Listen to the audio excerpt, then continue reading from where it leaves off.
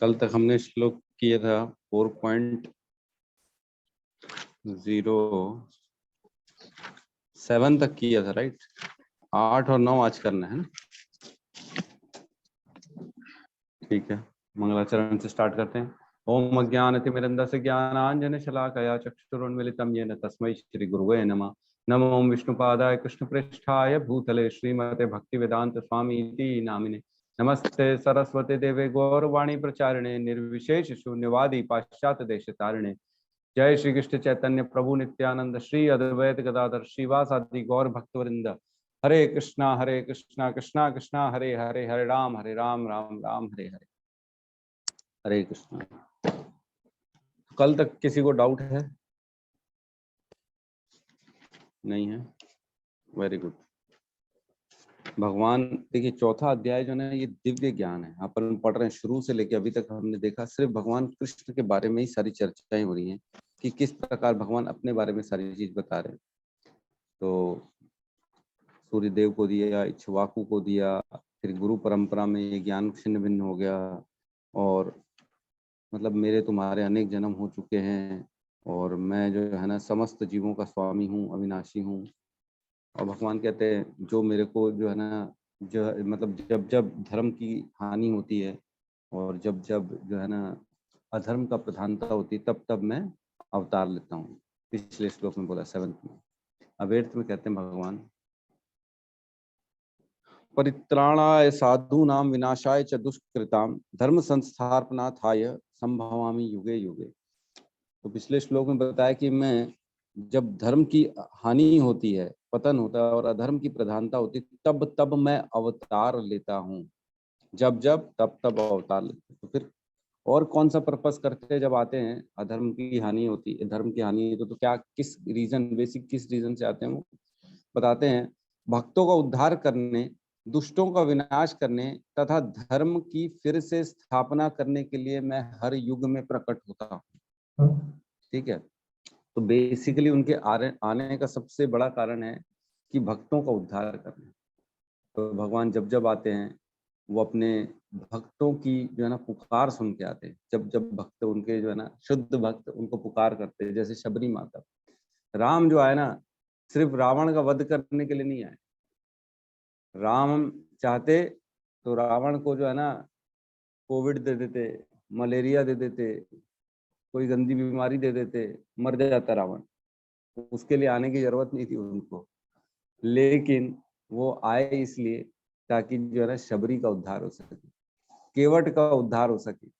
जो इतने सारे दंडावन में जो है ना इतने सारे साधुओं का अत्याचार हो रहा था, जो बेचारे इंतजार कर रहे थे अपने प्रभु का। कहते हैं इतना अत्याचार हुआ दंडक वन में कि जो साधु लोग थे ना उनकी हड्डियों से पूरा पहाड़ बन गया। जब भगवान श्री राम आए थे तब उनको दिखाया गया था। ये बोले पहाड़ किस चीज का है? भगवान राम बोलते तो ये हड्डियों का बताते। जो असुर आते और साधुओं को काट के उनका मांस खा के हड्डी फेंक के चले जाते।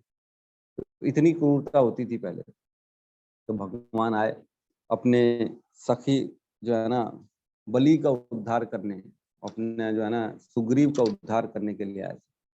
तो भगवान जो है ना ऐसा नहीं है कि सिर्फ जो है ना मारने आते, प्रेम देने, आनंद आनंद देने आते अपने भक्तों को। और दूसरा कारण क्या? दुष्टों का विनाश करने। तो आते हैं तो लगे यार चलो बोले विनाश भी कर लेते दुष्टों का। तो कई जगह हमने देखा, जैसे कंस का वध था या रावण का वध था। तो रावण के मामले में एक कथा आती है। रावण के साथ जो है ना और भी किसी का युद्ध था, लेकिन उसने मारा नहीं उसको। बोले नहीं, तेरा वध करने के लिए तो प्रभु श्री राम आएंगे। चाहता तो हनुमान भी मार लेते रावण को, लेकिन वो प्रभु श्री राम के लिए उन्होंने छोड़ दिया, दुष्टों का विनाश करने के लिए। तो भगवान स्वयं ऐसे दुष्टों का विनाश करने आते हैं जो बहुत ज्यादा क्रूर हो जाते हैं, जिनको और कोई मार नहीं सकता, उनको भगवान स्वयं मारने आ जाते। चाहते तो प्रकृति के द्वारा मरवा देते, कोई बड़ी बात नहीं है। भूकंप आ जाता, पहाड़ गिर जाता, कुछ भी हो जाता, मर जाते, कोई बड़ी बात नहीं। लेकिन स्वयं आते हैं भगवान। आते हैं तो जो है ना दो चार लीला करने आ जाते हैं, चलो ठीक है आया हूँ तो मार भी देता हूँ। और तीसरा क्या है? धर्म की फिर से स्थापना करने के लिए मैं हर युग में प्रकट होता हूँ। तो फिर से, अगेन अगेन एंड अगेन, धर्म की फिर से स्थापना। तो इससे मेरे ख्याल से सबको समझ में आ गया होगा, फिर से का मतलब ये होता है जो पहले स्थापना हो चुकी थी उसको दोबारा, second time, third time, fourth time, fifth time, जैसे जैसे धर्म खत्म होना है चालू होगा, भगवान देखेंगे कि धर्म खत्म हो चुका है पूर्ण रूप से, तो फिर से स्थापना करने आते हैं। तो उस दिन मेरा ना तमाल प्रभु जी के साथ डिस्कशन हो रहा था पिक्चर को लेके, इसी पिक्चर को। मैंने कहा प्रभु जी इतनी ज्यादा क्रूरता बढ़ रही है, इतना अति हो रहा है, तो ये पिक्चर देखने के लिए जो बातें चल रही थी कि देखना चाहिए कि नहीं, तो उनका कहना था, और जो कि सही कहना था, कि अभी भी जो है ना इतनी ज्यादा क्रूरता नहीं हुई है। बोले पहले के युगों में देखो तो जब असुर जो है ना मार देते थे, स्वर्ग में कब्जा कर लेते थे, तो स्वर्ग के देवताओं को लात मार के भगा देते थे और उनकी अप्सराओं को, उनकी पत्नियों को रख लेते थे अपने साथ। तो क्या करते होंगे, छोड़ते होंगे असुर लोग पत्नियों को, उनकी पति को भगा दिए और खुद बैठ गए वहां पे कब्जा कर। तो बाली ने सुग्रीव को जो है ना भगा दिया, उसकी पत्नी को रख लिया था अपने पास। तो इस तरह की चीजें पहले भी होती थी, पहले भी क्रूरता होती थी, ऐसा नहीं कि नहीं होती थी, अभी हो रही, अभी भी, अभी तो कम है, अभी भी बोले फिर भी धर्म है, अभी फिर भी सच्चाई है। अभी जो है ना धर्म का एक पैर सच्चाई, चार पैर है हमने पढ़ा भगवान के धर्म के। कौन बताएगा चारों पैर?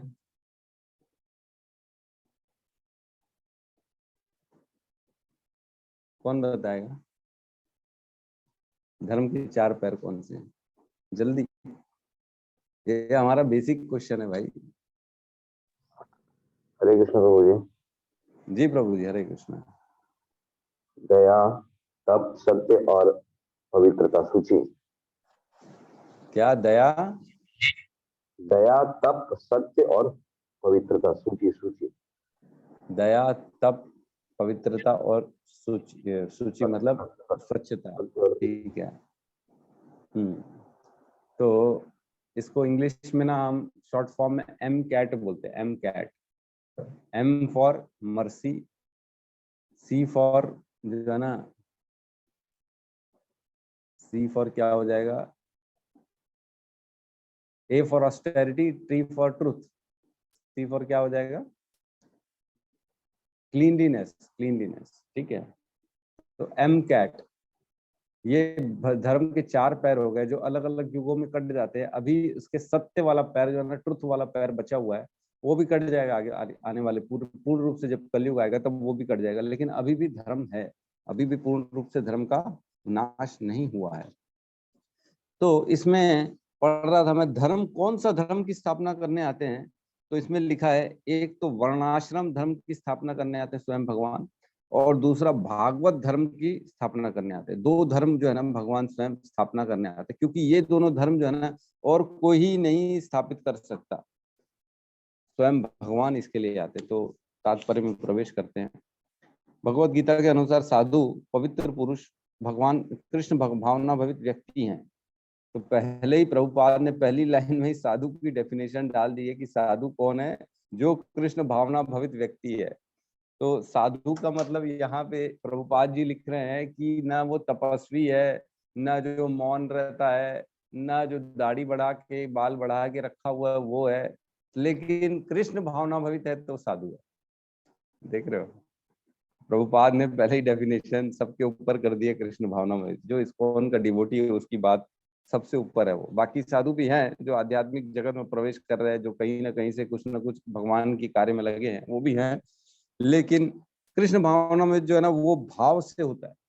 उसको जरूरी नहीं तपस्या करने, उसको जरूरी नहीं अन्न अन्न छोड़ना, त्यागना, खाली दूध पे चल रहा है, खाली जो है ना पानी पे चल रहा है, उसको खाना नहीं है, तपस्या त्याग कर दिया उसने घर परिवार का, ऐसा जरूरी नहीं। लेकिन कृष्ण भावना भवित है तो साधु है। आध्या अधार्मिक लगने वाले व्यक्ति में यदि पूर्ण कृष्ण चेतना हो तो उसे साधु समझना चाहिए। ये श्लोक है ना 9.30 है, श्लोक खोल ले एक बार। उसमें साधु के बारे में बताया, ये चीज के बारे में 9.30।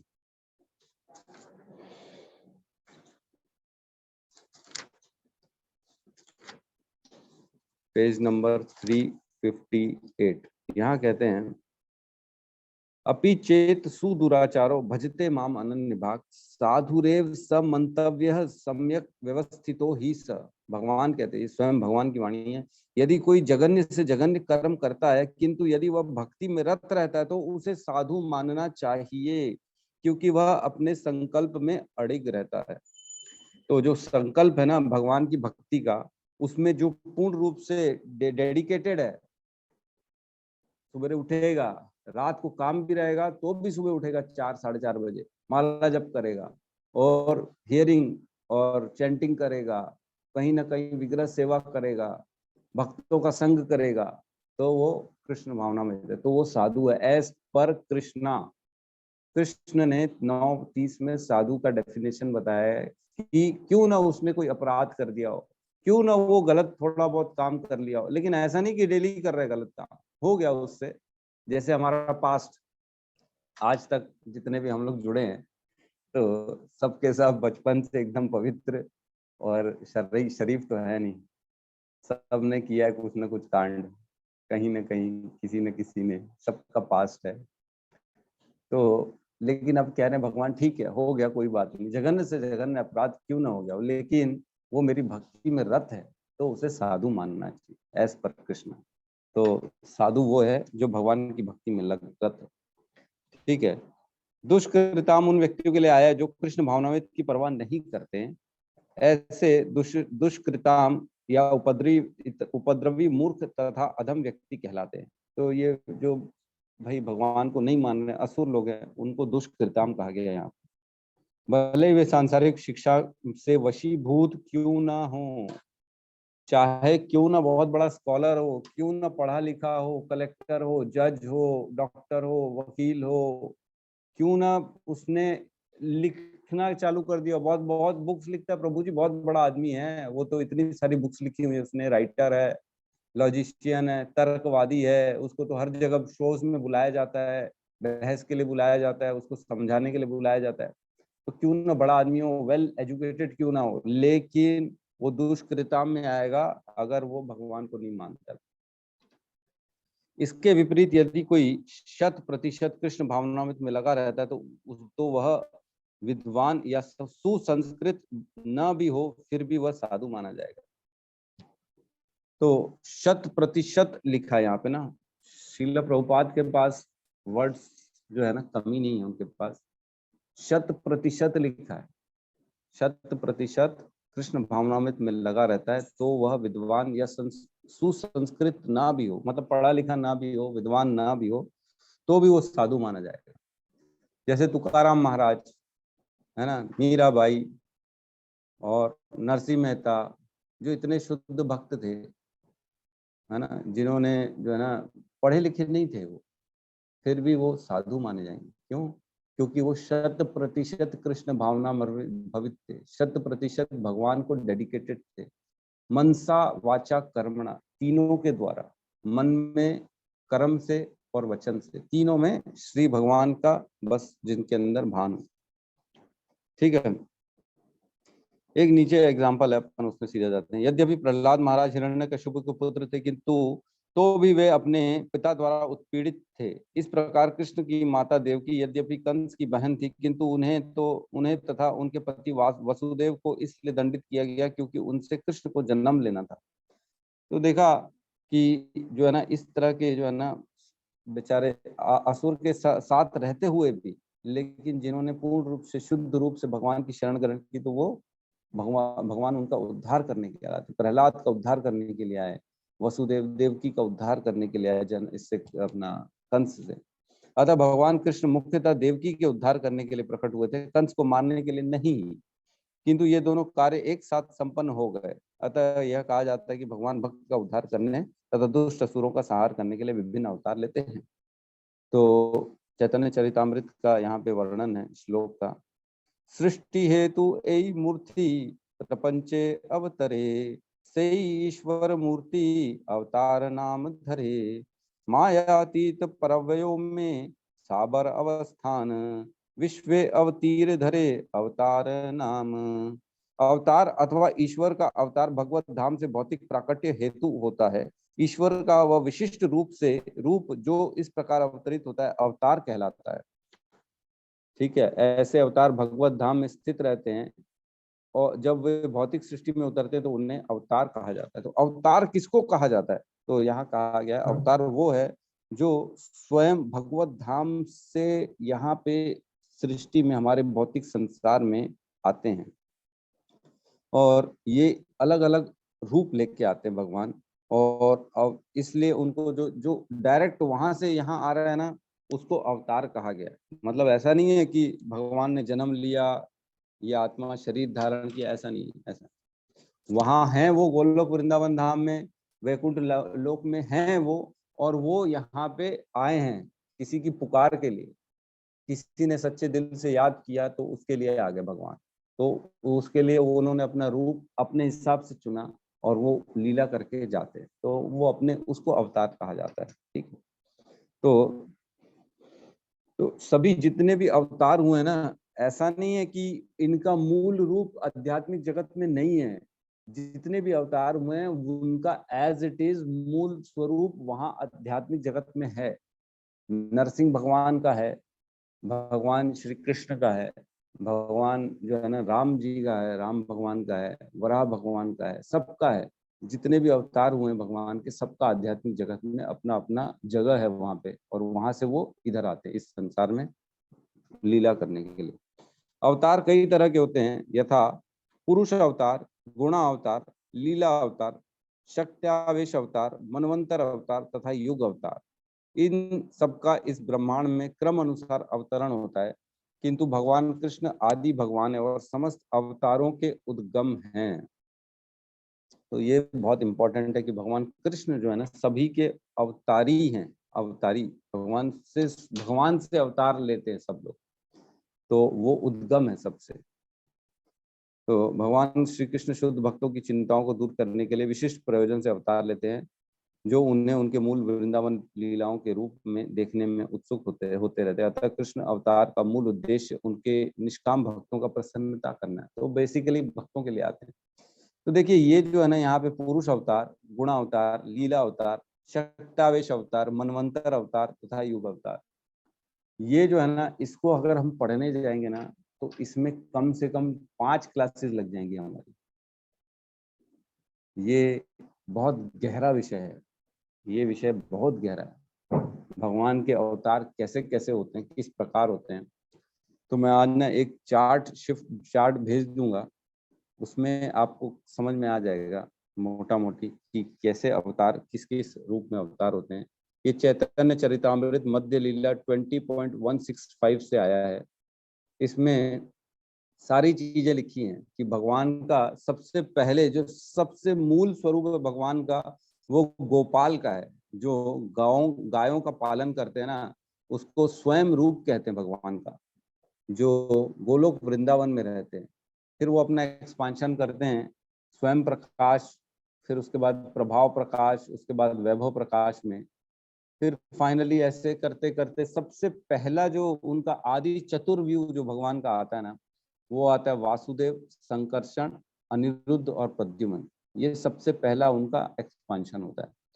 उसके बाद जो संकर्षण होता है ना, उनसे फिर उनका पुरुष अवतार नारायण अवतार आता है। नारायण के बाद उनका फिर सेकंड, फिर से उनका यही चतुर जो है ना द्वितीय चतुर व्यू होता है, वासुदेव, संकर्षण, प्रद्युम्न, अनिरुद्ध। उसके बाद जो है ना संकर्षण से वो विष्णु का रूप धारण करते हैं, जिसमें कारणोदक्षाई विष्णु और जो है क्षीरोदक्षाई विष्णु और गर्भोदक्षाई विष्णु होते हैं। तो इसके बाद फिर जो ये सारे अवतार उसके बाद आते हैं। तो जैसे मैं अभी इन शॉर्ट में बता रहा हूँ, जैसे पुरुष अवतार, तो पुरुष अवतार में भगवान विष्णु का तीनों जो है ना स्वरूप आएंगे सबसे पहले, क्योंकि वो पुरुष रूप में आते हैं। कारणोदक्षाई विष्णु, गर्भोदक्षाई विष्णु और क्षीरोदक्षाई विष्णु। और गुण अवतार में कौन से आएंगे? गुण अवतार में आएंगे भगवान के जैसे 3 गुण को एक्सेप्ट करते हैं, जैसे ब्रह्मा, विष्णु और महेश, ये तीनों आएंगे गुण अवतार में। और लीला अवतार में जो है ना लीला अवतार में तो बहुत सारे आ जाते हैं। कौन से आ जाते हैं मैं बता रहा हूँ आपको, फिलहाल लिख लीजिए, मतलब या सुन लीजिए। इसमें है नारद, वराह, मत्स्य, यज्ञ, नर नारायण, करदम्बी, कपिला, दत्तात्रेय, है है विग्रह, हंसा और ऋषभ, कुर्म, वामन, मोहिनी और व्यास, कल्कि, बुद्ध, ये सारे जो है ना इनके लीला अवतार हैं। फिर शक्ति आवेश अवतार में कौन आएगा? शक्ति आवेश अवतार में जैसे कपिल देव आ गए और ऋषभ देव आ गए और शेष नाग आ गया, अनंत देव और नारद मुनि भी आ गए, महाराज पृथु आ गए। इस तरह के जो है ना शक्ति आवेश अवतार आ गए। और मनवंतर अवतार कौन से हो गए? मनवंतर अवतार मतलब भगवान के एक ब्रह्मा जी के मनवंतर में जो एक बार आते हैं, मतलब ब्रह्मा जी के एक दिन में 14 मनवंतर होते हैं, मतलब एक दिन में 14 जो अवतार लेंगे वो होंगे मनवंतर अवतार। मतलब हमारे मनु में कुल मिला के एक ही आए, एक ही बार आएंगे। तो मनवंतर अवतार में कौन कौन है? हरि है, सत्यसेन है, विभु है, यज्ञ है, अजीत है, वामन है, ऋषभ ऋषभ है और कौन कौन है? बहुत सारे हैं, 14 लिखे हैं यहाँ पे। जो हमारे मनवंतर के 14 हैं वो 14 के 14 लिखे हुए, मैं भेज दूंगा, आप देख लीजिएगा। उसके बाद आते हैं युग अवतार। युग मतलब जो सतयुग, कलयुग, त्रेता और द्वापर युग में अलग अलग अवतार लेते हैं ना। सतयुग में सफेद रंग के आते हैं भगवान, जैसे हंस अवतार जिसको कहते हैं। और जो है ना त्रेता युग में लाल रंग के आते हैं। और जो है द्वापर युग में ब्लू कलर के आते हैं, जो स्वयं श्री कृष्ण है। और जो कलयुग में ब्लैक कलर के आते हैं, नहीं कलयुग में कृष्ण आते हैं और श्याम आते हैं डार्क ब्लू में द्वापर में, ठीक है। और नहीं इसमें, but in special cases yellow Chaitanya Mahaprabhu, in special cases जैसे हमने बताया था चैतन्य महाप्रभु जो होते हैं ना वो भी आते हैं वो, लेकिन हर बार नहीं आते हैं। ब्रह्मा जी के बहुत स्पेशल केसेस में आते हैं चैतन्य महाप्रभु। तो चैतन्य महाप्रभु कलयुग के अवतार हैं। तो इस प्रकार हम अलग अलग देखते हैं स्पेशल। एक्चुअल में भगवान ना इन सब चीजों के अधीन नहीं है, भगवान स्वतंत्र हैं, उनकी जब इच्छा होती तब आ सकते हैं। लेकिन फिर भी ये एक मोटा मोटी हमारे आचार्यों द्वारा बनाया गया है कि इसके हिसाब से जनरली भगवान का अवतरण होता है। तो जैसे शक्ति आवेश है भगवान के, हमने देखा 64 गुण होते हैं श्री कृष्ण में, और जो है ना राम में 62.5 गुण होते हैं, और विष्णु भगवान में 60 गुण होते हैं, और शिव जी में जो है ना 56 गुण होते हैं, 56 गुण। ऐसा अलग अलग गुण है सबके अंदर, है ना। कुछ कम ज्यादा हो सकते हैं शायद, मेरे को एग्जैक्टली याद नहीं है, लेकिन लगभग लगभग ऐसे ही रहते हैं। तो इनमें से जैसे शक्ति आवेश अवतार हो गया ना, तो भगवान का शक्ति का गुण लेके जो इस पृथ्वी पे आ गया, जिसको भगवान ने अपनी शक्ति दी तो वो शक्ति आवेश हो जाएंगे। भगवान ने अपने ऐश्वर्य दे दिए किसी को, भगवान ने अपने कुछ गुण दे दिए, तो वो गुण लेके वो इस पृथ्वी में आएंगे और उसको हम उस गुण का अवतारी कहेंगे, ठीक है। तो एक श्लोक आता है श्रीमद् भागवतम में, उसमें 1.3.28 में कहते हैं एते च अंश कलह पुंसा कृष्णस्तु भगवान स्वयं इंद्रियारी व्याकुलम लोके मृणयंती युगे युगे। तो ये बहुत इंपॉर्टेंट है, इसको आप अच्छे से पढ़ लीजिएगा। इसमें भगवान के अवतारों का कंप्लीट लिखा गया। एते च अंश, उपयुक्त सारे अवतार या तो श्री भगवान के पूर्ण अंश या पूर्णांश के अंश कलाएं हैं। एतेच अंश कलह पुंसा, मतलब एतेच अंश डायरेक्ट भगवान का अंश है एक तो, या और दूसरा कलह पुंसा मतलब अंश का भी अंश। तो इस प्रकार जो आते हैं उनको भगवान का अवतार कहा जाता है। लेकिन कृष्ण तो आदि पूर्ण पुरुषोत्तम भगवान हैं, वे सब विभिन्न लोकों में नास्तिकों द्वारा उपद्रव किए जाने पर प्रकट होते हैं। श्री भगवान आस्तिकों की रक्षा करने हेतु अवतरित होते हैं। तो श्रीमद् भागवतम का अगर जैसे श्री भगवत गीता का हम एक श्लोक बोलते हैं ना 18.66, सर्वधर्मान् परित्यज्य मामेकं शरणं व्रज अहं त्वं सर्वपापेभ्यो मोक्षयिष्यामि मा शुचः। वैसे ही श्रीमद् भागवतम का अगर एक श्लोक बोलेंगे ना तो यही आएगा, 1.3.28 एते च अंश कलह पुंस कृष्णस्तु भगवान स्वयं। भगवान अलग अलग अपने अंश में या अंश के रूप में इस धरती पे आते हैं और कृष्णस्तु भगवान स्वयं, सबसे ऊपर तो भगवान कृष्ण हैं। इंद्रियारी व्याकुलम लोके, जो इंद्र या उनके भक्तों के खिलाफ रहते हैं। मृणयंती युगे युगे, हर युग में आते हैं अवतार लेके, वो आते हैं और उनको खत्म करते हैं और अपनी अपनी लीलाएं प्रकट करते हैं। तो इसको अगर आप पढ़ेंगे, इसका तात्पर्य, तो आपको काफी चीजों में अवतार के रूप में, अवतारी के बारे में समझ में आ जाएगा। ठीक है, तो नेक्स्ट आखिरी वाले पैराग्राफ में लिखा है, कलयुग में अवतार भगवान श्री चैतन्य महाप्रभु हैं, जिन्होंने संकीर्तन आंदोलन के द्वारा कृष्ण पूजा का प्रयास किया और पूरे भारत में कृष्ण महामृत का विस्तार किया। तो ये क्यों किया मालूम है आपको? पहले क्या होता था, सतयुग में अलग अलग लोकों में रहते थे असुर और सुर। जो भगवान के भक्त होते थे ना, वो उनका अलग लोक होता था और असुरों का अलग लोक होता था। तो लड़ाई होती थी तो उस लोक से इस लोक में आते थे लड़ाई करने के लिए। तब फिर देवता के रूप में भगवान जो भी लीला करने के लिए अवतार लेके आते थे, मारते थे। फिर त्रेता युग में वो एक ही पृथ्वी में रहते थे, अलग देश, जैसे रावण का देश अलग है, राम का अयोध्या है, तो उधर गए मारने के लिए उनको, अलग अलग देश में रहते थे। फिर जो है ना, जब द्वापर युग आया तो एक ही घर में दो भाइयों के बीच, एक दुर्योधन और एक अर्जुन युधिष्ठिर, तो उनके बीच में लड़ाई हुई। फिर उसको भगवान ने निपटाने के लिए कृष्ण रूप में आया। और कलयुग में एक ही इंसान के ही अंदर जो है ना, असुर और सुर दोनों रहते हैं। कभी तो वो भक्ति के मूड में चला जाएगा, कभी बोलेगा नहीं नहीं मेरे को छोड़ना है, मैं नहीं मानता यार, मेरे को भगवान ने इतना दुख दे दिया, अब मैं नहीं मानूंगा भगवान। 4 साल पहले तक मानता था क्योंकि सब मिला था मेरे को, पैसा घर परिवार सब था, लेकिन अब मेरे से सब छीन लिया, अब मैं नहीं मानूंगा। तो एक ही पुरुष के अंदर है भगवान, मतलब असुर है और सुर, तो उसके अंदर है, तो उससे लड़ेगा कौन? उससे लड़ने के लिए भगवान का नाम आ गया। सिर्फ नाम का उच्चारण करो तो अंदर ही अंदर असुरों का नाश होना चालू हो जाएगा, नेगेटिविटी का नाश हो जाएगा हमारे हृदय में। तो उसके ऊपर चढ़ाई करने की जरूरत नहीं है। जैसे दुर्योधन के साथ लड़ाई हुई, 18 अक्षुणी सेना के साथ, इधर 7 उधर 11 लड़ाई चल रही 18 दिन तक। तो ऐसा करने की जरूरत नहीं है, सिर्फ नाम लेने से स्वयं धीरे धीरे धीरे सारे अंदर के असुर खत्म होना चालू हो जाए। ठीक है, आगे प्रवेश करते हैं, बहुत लंबा खींच गया ये।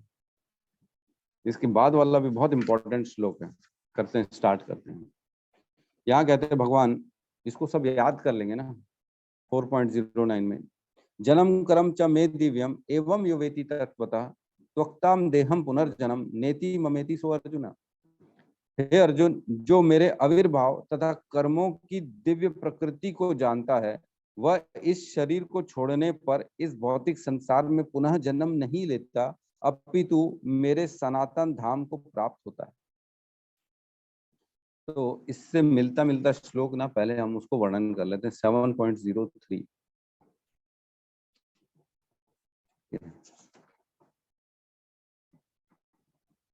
7.03 पेज नंबर 267। यहाँ कहते हैं, मनुष्याणाम सहस्रेषु कश्चित अति सिद्धये यतातम अपि सिद्धानाम कश्चित माम वेति तत्वतः। कई हजार मनुष्यों में से कोई एक सिद्धि के लिए प्रयत्नशील होता है, और इस तरह सिद्धि प्राप्त करने वालों में से विरला ही कोई एक मुझे वास्तव में जान पाता है। तो इनको कॉम्बिनेशन के साथ समझने की कोशिश करेंगे कि जन्म कर्म च मे दिव्यम, भगवान के जन्म कर्म दिव्य होते हैं। जो इसको तत्व से समझ जाता है, उसका दोबारा इस संसार में जन्म नहीं होता। तो तत्व से समझने वाले बहुत हजार लोग प्रयास करते हैं, उनमें से किसी को ये सिद्धि मिलती है, और उनमें से किसी किसी को भगवान को तत्व के बारे में जान पाता है भगवान के। और एक आता है 10.3 खोलेंगे, पेज नंबर 367। यहाँ कहते हैं भगवान, यो माम अजम अनादि विच वेत्ति लोकाम महेश्वर असमूढ़ा स मृत्युर्षु सर्व पापे प्रमुच्यते। जो मुझे अजन्मा अनादि समस्त लोकों के स्वामी के रूप में जानता है, मनुष्यों में केवल वही मोह रहित है और समस्त पापों से मुक्त होता है। तो भगवान को, भगवान का जन्म, भगवान का कर्म, उनके बारे में जानना, उनकी दिव्यता को समझना, सिर्फ ये समझ जाने से ही हमारा जो है ना इस जन्म मृत्यु के चक्र से छुटकारा हो जाएगा। तो जन्म के बारे में, कर्म के बारे में समझना मतलब उनकी पर्सनैलिटी को समझना, मतलब ये मानना, जो समझ जाएगा वो ये मान जाएगा कि स्वयं श्री कृष्ण सबसे ऊपर है, वो भगवान है, ईश्वर परम कृष्ण सच्चिदानंद विग्रह, अनादिरादिर गोविंद सर्व कारण कारण।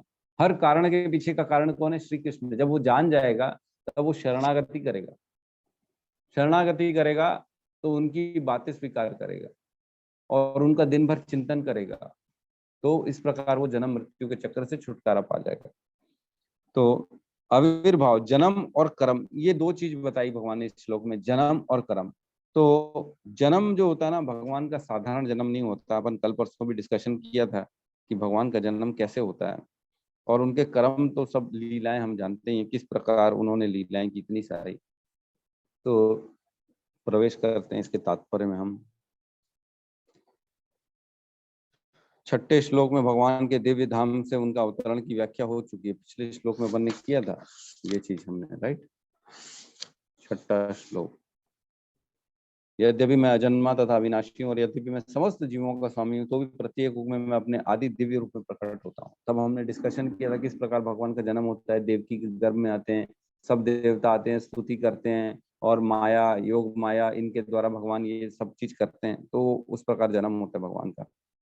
और वह इस भाव बंधन से, जो मनुष्य भगवान के आविर्भाव के सत्य को समझ लेता है, वह इस भाव बंधन से मुक्त हो जाता है, और इस शरीर को छोड़ते ही वह तुरंत भगवान के धाम लौट जाता है। भाव बंधन से जीव की ऐसी मुक्ति सरल नहीं है, सरल नहीं है। निर्विशेषवादी तथा योगी जन पर्याप्त कष्ट तथा अनेक अनेक जन्म के बाद ही मुक्ति प्राप्त कर पाते हैं। तो इस जो रास्ते में चलता है भगवान के बारे में जानना, कर्म को समझना, उसको भी बहुत जन्म लग जाते हैं भगवान को समझने के लिए, क्योंकि भगवान के इतने सारे रूप हैं, भगवान की इतनी सारी लीलाएं हैं, वो समझना बड़ा मुश्किल है। लेकिन भगवान का जिसके ऊपर करुणा करते ना भगवान, उसको सारा ज्ञान दे देते। हमने ऑलरेडी देखा 10वें अध्याय में भगवान कहते हैं, तेषाम एव अनुकंपार्थम अहम अज्ञानम जन्म तमः नाश, नहीं ये नहीं,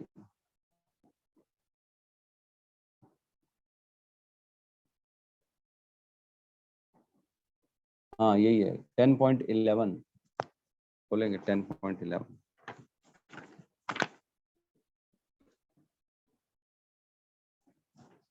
पेज नंबर 378। यहाँ कहते हैं भगवान, मैं उन पर विशेष कृपा करने के हेतु उनके हृदय में वास करते हुए ज्ञान के प्रकाशमान दीपक के द्वारा ज्ञान जन्य अंधकार को दूर करता हूँ।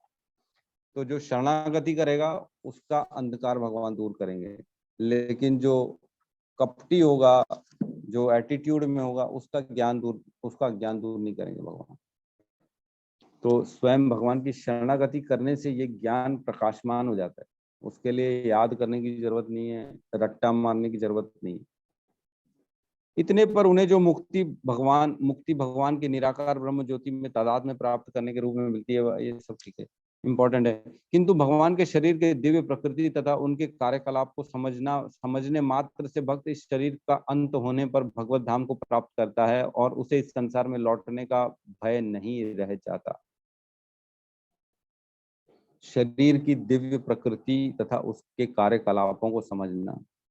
भगवान के कार्यकलाप कभी सोचो कितने प्यारे प्यारे उन्होंने किए। भगवान ने 16,108 शादियां की, और उन्होंने अपना विस्तार भी 16,108 रूपों में किया, हर एक के लिए अलग अलग। ये भगवान का दिव्यता है, ये कोई कर सकता है? कोई नहीं कर सकता। तो उन्होंने सबका जो है ना चित्त हरण कर लिया, जो करते हैं उसमें भगवान जो है ना वो फेमस हो जाते हैं। चाहे वो जो है ना रण छोड़ कर दें, रण में छोड़ दें, चाहे दामोदर लीला हो खुद को बंधवा लें, चाहे गोपियों के साथ हो, गोपियों से एक एक जो है ना छाछ के लिए गोपियां उनसे नचवाती थी उनको। सोचो ब्रह्मांड नायक को वो लोग गोपी बना देती थी, ड्रेस पहनाती थी लड़की का, कृष्ण को, और उनको नचवाती थी, बोले अब नाचो तुम, तब हम देंगे तुमको, तब हम यहाँ से जाने देंगे। तो भगवान नाचते थे अपने भक्तों के लिए। देखो, सोचने में बड़ा आश्चर्य लगता है कि ब्रह्मांड नायक है, उनके सिर्फ इच्छा शक्ति से सब चीज हो जाती है। वो सिर्फ सोचते हैं और वो काम हो जाता है, इतने इतने ऊपर है।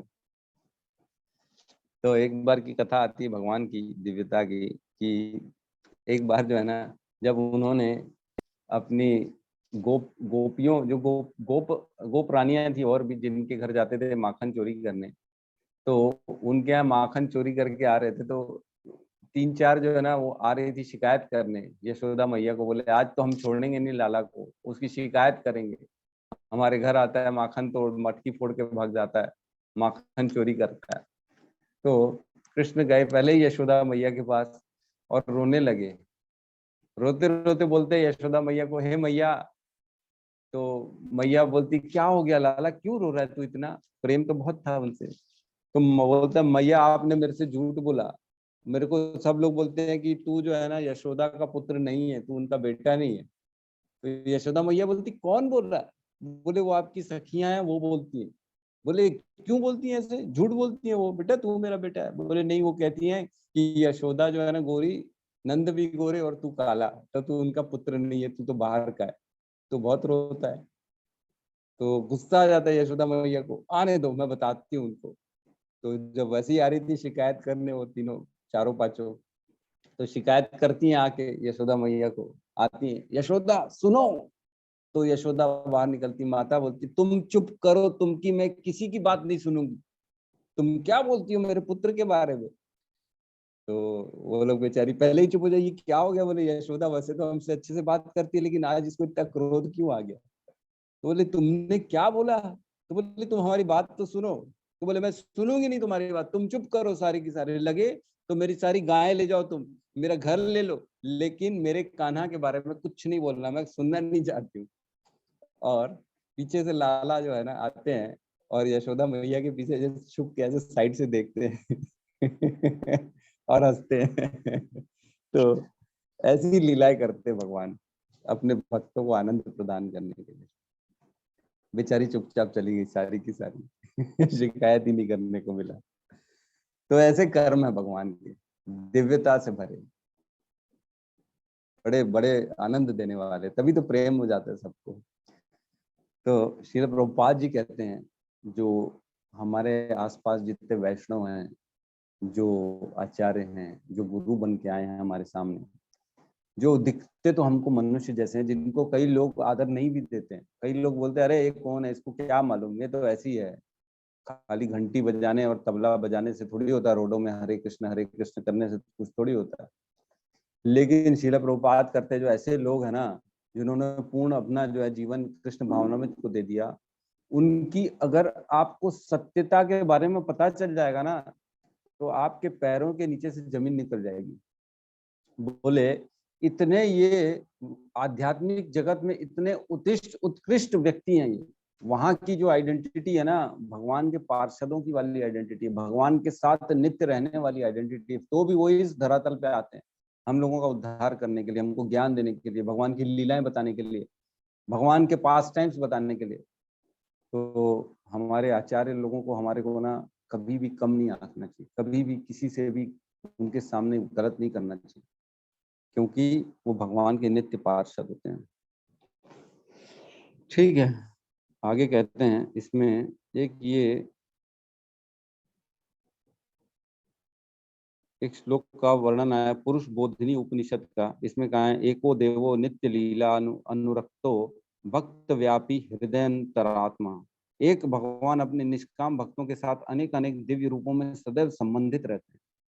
तो एक ही भगवान है स्वयं श्री कृष्ण, वो अपने भक्तों के साथ जैसे भक्त की रिक्वायरमेंट होती वैसा रूप धारण करते हैं। वो जैसे देखा हमने, जो बिल्ला मंगल ठाकुर थे, आंखें फोड़ ली, भगवान की तलाश में चले वृंदावन की ओर। उनकी स्तुतियां भी सुनो, बहुत आनंदमय सुनी स्तुति है, कितना गहरी बात कही है उन्होंने।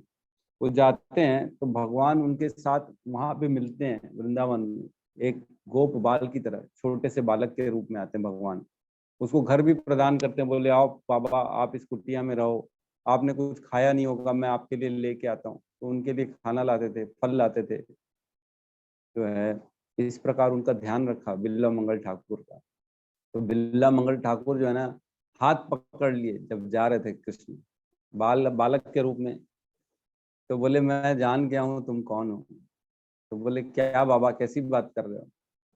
बोले तुम हाथ छुड़ा के मेरे से जा सकते हो, कोई बड़ी बात नहीं है, क्या मेरे हृदय से जा सकते हो, वहां से कैसे निकलोगे।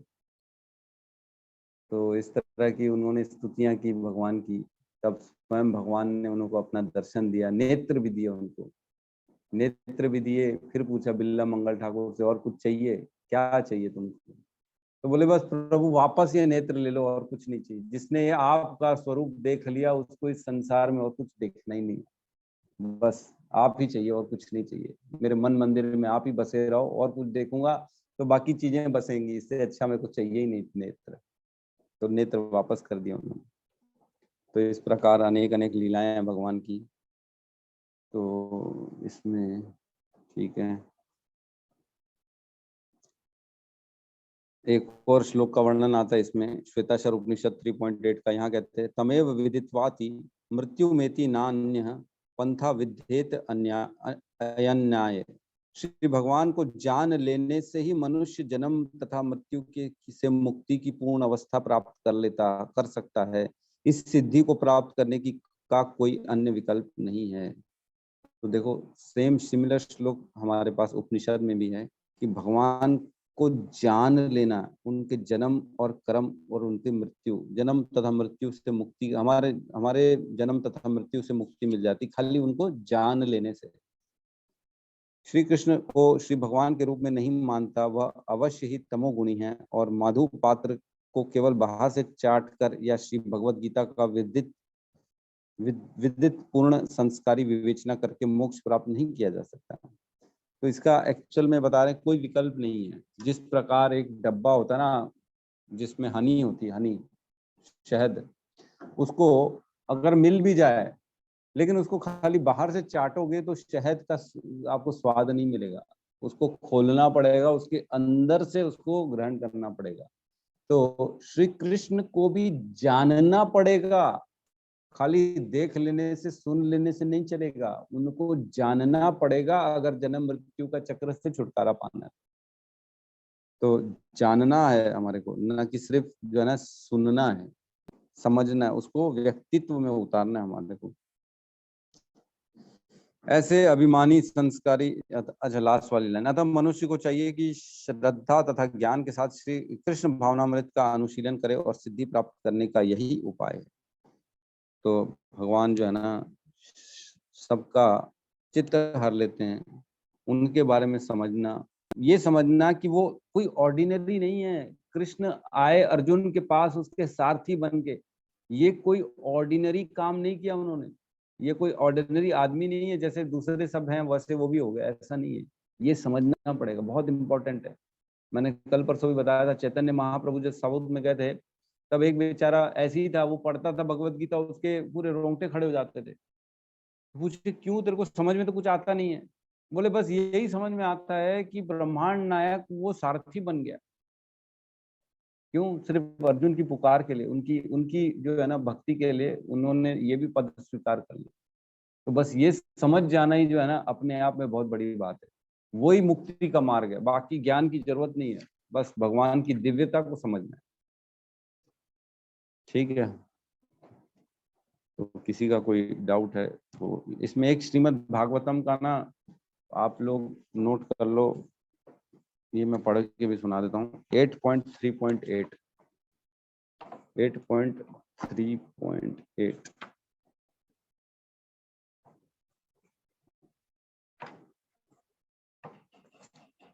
8.3.8, 9 और 10 तीनों श्लोक हैं। ये मैं इसका अनुवाद पढ़ के सुना रहा हूँ।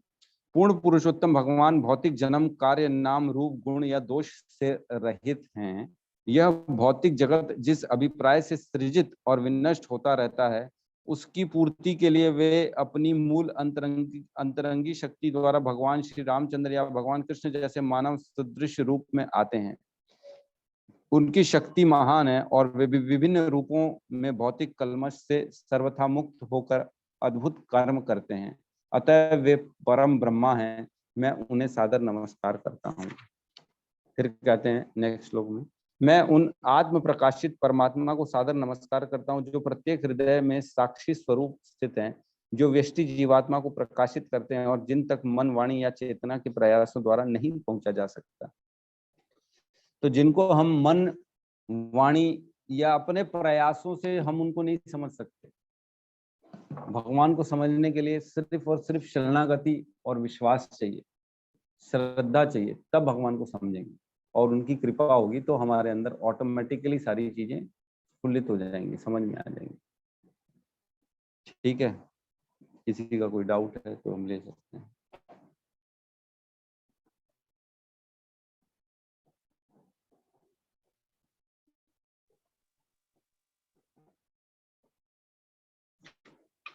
हरे कृष्ण प्रभु जी। जी प्रभु जी, हरे कृष्ण। प्रभु जी थोड़ा मतलब अलग वाला डाउट था, ये वैष्णिक आत्मा मैं समझ नहीं पा रहा हूँ प्रभु जी, बहुत जगह पे आता है, इन डिटेल उसको बताएं। तो कौन बताना चाहेगा व्यष्टि आत्मा? हमने पहले पिछली क्लास में डिस्कशन किया था कि व्यष्टि आत्मा क्या होता है, किसी को याद है?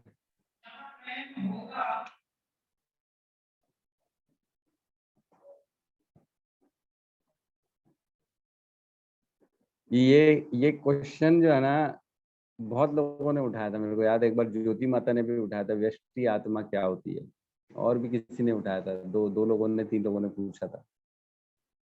बहुत इजी है, याद करो। अब तो स्कॉलर हो गए हो, पढ़े लिखे हो, 2 क्लास हो चुकी हैं, आपको बताना चाहिए।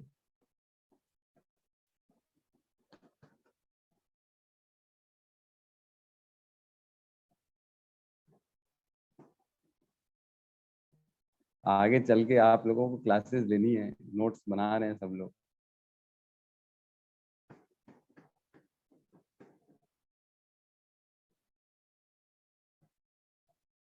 कैसे डाउट्स क्लियर करेंगे? कोई भी नहीं बताना चाहेगा?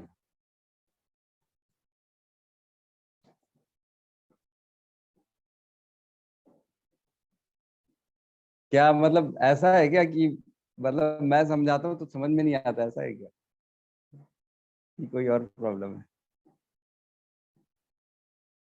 आरती माता जी। मैं नहीं बता पाऊंगी प्रभु जी। अच्छा, गौतम प्रभु। प्रभु जी मुझे भी ना मतलब याद नहीं आ रहा है, मतलब वेस्टी शब्द जो हिंदी का शब्द है ना वो नहीं, और उसको कुछ मतलब अलग से बताएंगे तो शायद याद आ सके। और क्या बोल बहुत सकते हैं इजी वेस्टी है, को? बहुत बार डिस्कशन किया। व्यष्टि आत्मा बहुत जगह मिल रहा है, पूरी भगवत गीता में कम से कम 25-30 बार मिलेगा आपको ये व्यष्टि आत्मा, हर कहीं लिखा हुआ है, श्रीमद् भागवतम में, यहाँ पे वहां पे। कम चेतना? नहीं, कम चेतना नहीं है।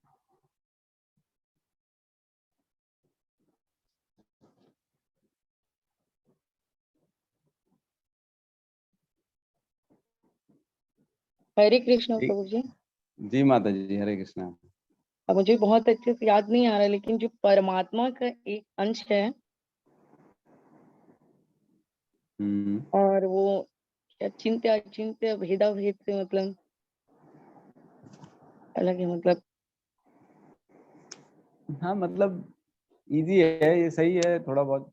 मतलब इसमें यह है कि व्यष्टि आत्मा मतलब एक सिंगल आइडेंटिटी आत्मा की कभी खत्म नहीं होती है। आत्मा का न बदलना, व्यष्टि आत्मा, ये सत्यम प्रभु का आंसर आया है। शरीर का बदलना होता है, आत्मा का नहीं बदलना। मतलब इसमें एक ये समझिए कि जो आत्मा है ना, वो उसकी आइडेंटिटी मतलब उसकी पहचान कभी भी नहीं बदलती, वो हमेशा आत्मा रहती है। इसको कहा जाएगा व्यष्टि आत्मा। मतलब उसने कभी किसी के साथ न मिली, न किसी के साथ जुड़ी, न किसी के साथ मिल के उसके जैसी हो गई, और हमेशा नित्य सनातन पुरातन अनादि काल से वो एज इट इज आत्मा ही है। इसको कहा जाएगा व्यष्टि आत्मा। कभी भी उसमें कोई चेंज नहीं आया, शुरू से लेके आज तक आत्मा के रूप में आत्मा ही है वो। उसकी आइडेंटिटी जो होती है ना, इसको कहा जाता है व्यष्टि आत्मा। ठीक है प्रभु जी। जी प्रभु जी, क्लियर है।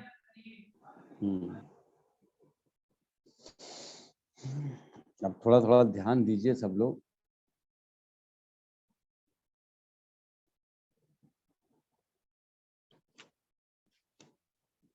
और किसी का कोई डाउट है या कोई क्वेश्चन है तो ले सकते हैं। एक मैं वो भेज दूंगा आप सबको आज का जो है ना, जिसमें भगवान के सारे जो है ना अवतारों का वर्णन है। चाहे तो इसको आप नोट करके रख सकते हैं, नोट्स में रख सकते हैं, ये काम आएगा। क्योंकि जैसे जैसे प्रगति होगी, जैसे जैसे ऊपर पहुंचेंगे इसमें, तो ये काम आएगा आपको। इसके बगैर जो है ना लोगों को समझाना मुश्किल हो जाएगा कि भगवान नारायण कौन है, हरि कौन है, विष्णु कौन है, चैतन्य महाप्रभु कैसे आए, इस टाइप के जो सवाल है ना, इसके जवाब कैसे देंगे आप? ये इसका आंसर यही से मिलेगा आपको। ठीक है, तो क्लोज करते हैं आज का सेशन। ये श्लोक को पढ़िएगा सब लोग, कल मैं पूछूंगा, याद करके रखिएगा ये श्लोक, सबको याद करना है। ये 9 नंबर श्लोक, जन्म कर्म च मे दिव्यम। ठीक है, कल 5 मिनट पहले हम सबको बुलवाएंगे। ठीक है, चलिए सब मिलके अब हरे कृष्ण महामंत्र का जाप करते हैं। हरे कृष्णा हरे कृष्णा हरे कृष्णा हरे कृष्णा कृष्णा हरे कृष्णा राम हरे हरे राम राम राम राम हरे राम राम हरे राम राम हरे हरे। सभी भक्तवृंद की जय। जय जय जगत जगत गुरु प्रभुपाद की जय। जय। जय। ताई निताई गौर गौर प्रेमानंदे। प्रेमानंदे। हरि हरि बोल। बोल।